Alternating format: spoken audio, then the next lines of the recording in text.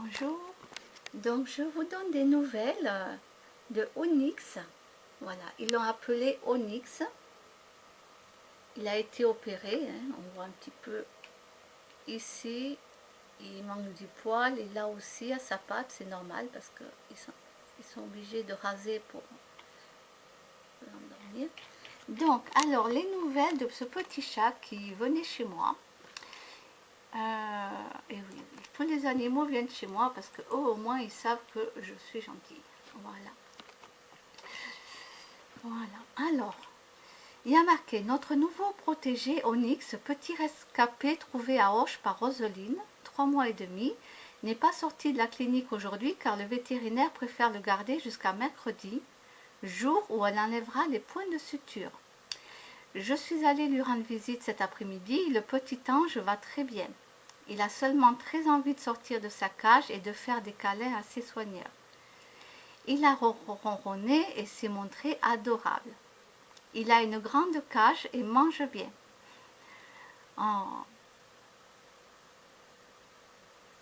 Vivement mercredi pour qu'il retrouve sa famille d'accueil. Oh. Voilà, alors moi bien sûr j'adore. Hein. Moi je suis une vraie gaga.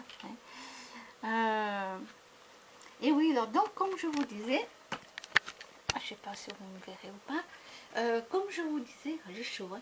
Vous m'avez touché le visage, c'est que j'ai chaud. J'ai le visage, j'ai chaud. Déjà, il est 7h56 et j'ai déjà chaud. Donc, bon, je ne sais pas si je coiffais ou pas. Je ne me suis pas encore passé la brosse dans les cheveux. Hein, d'accord. Je suis passée dans la salle de bain, mais je n'ai pas encore brossé mes cheveux.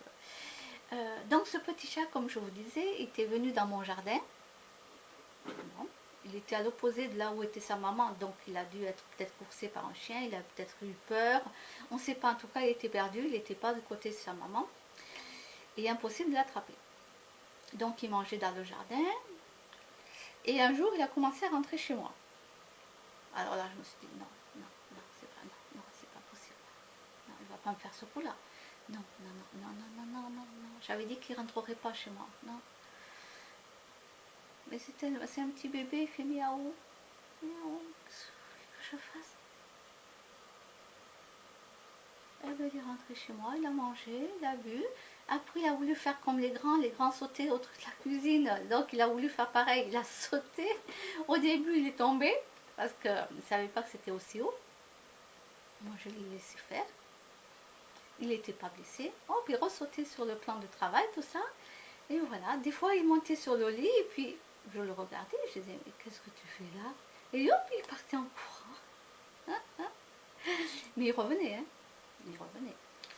Et puis voilà, et j'ai jamais pu le caresser parce que, alors des fois je me mettais à quatre pattes pour lui amener à manger tout doucement en hauteur, parce que comme je suis plus grande que lui, donc du coup il avait peur.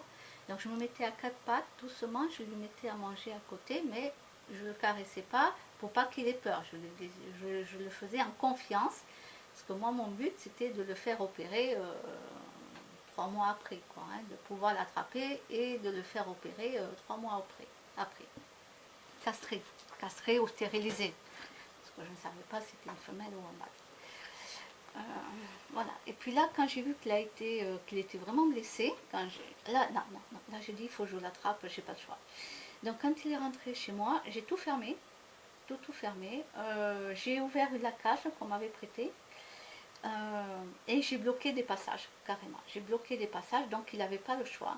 Il devait aller tout droit, il n'avait pas le choix, il devait rentrer dans la cage. Voilà. Et c'est comme ça que j'ai pu l'attraper le jour même.